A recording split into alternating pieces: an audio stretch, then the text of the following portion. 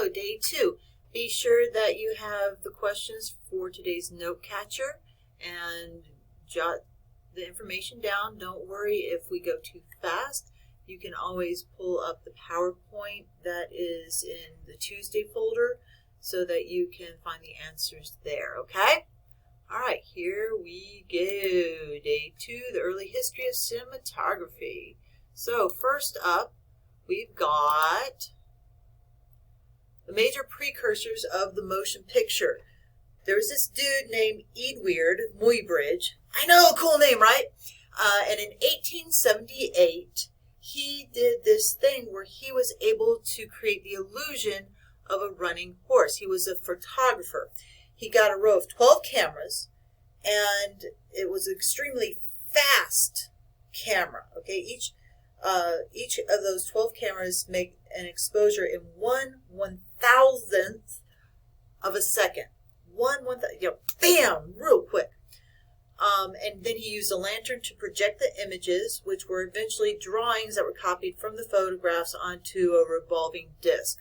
Remember all those other things we've seen with the revolving disc? Well, this was the first time it wasn't drawn, but photographed. And, oops, there we go. Ha! That started on click. Okay, so check it out. So the one on the left is the one where those are the actual photographs, and then those were put into these little cylinders and spun around to give you the illusion. All right, next up. The invention of the actual motion picture. Now we are getting into real movies, almost. Okay, so Thomas Edison, I'm sure you guys have all heard of Thomas Edison, developed the Kinetoscope in 1891 and therefore created the first motion picture system, peep show in a box, and we'll take a look at that in a minute. Then this dude that was working for him, the Scottish-English immigrant William Dixon, joined Edison's team and helped him to develop the technology that would combine pictures with sound. See, before this, whenever you had motion pictures, you didn't have the sound connected with the picture. And what they did was they were able to create these looped vignettes of 30 seconds. There were no actual story connecting them. They weren't that sophisticated yet. So the kinetoscope.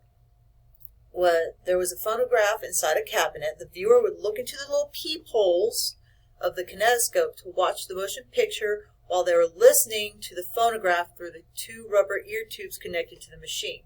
The picture and sound were made somewhat synchronous by connecting the 2 with a belt. There's about 46 frames per second. So remember, in order to create the illusion that we can see movement, we needed only 16. So this was starting to smooth things out quite a bit.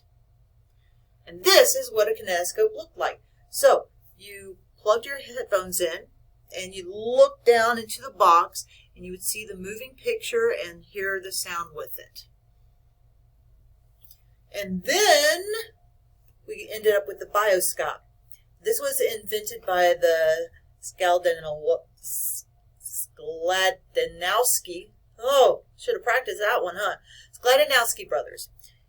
The Bioscope held 2 strips of 3.5-inch film running side by side, and the frames were projected alternately. So this film over here would be projecting the picture, and then the one beside it would project the next one. And they were able to create 15-minute programs, but the Bioscope was a bit too cumbersome. See, this thing is massive. Heavy, too. And then you got the Lumire Brothers. The Lumire Brothers invented a projection system that helped to make cinema a commercially viable enterprise internationally. In other words, the Lumire Brothers came along. They came up with some really great inventions so that we could actually start making 35mm film movies. So this is where cinematography really starts with the Lumire Brothers and 35mm film, which meant you saw the 16 frames per second. Remember the 46 that we had moved up to? Well, we had to back off a little. And here is an example of one of the very first 35mm films, 16 frames per second. It's called Workers Leaving the Factory.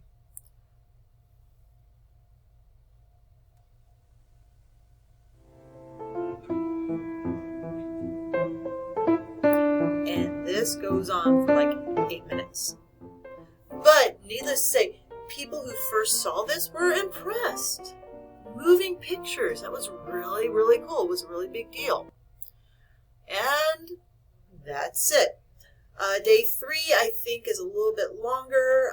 Be sure, again, that you took your notes. You can go back to the PowerPoint, refer back to the PowerPoint, which is in Schoology, to get any information that you missed, and add to the discussion panel in Schoology. And I will see you guys tomorrow.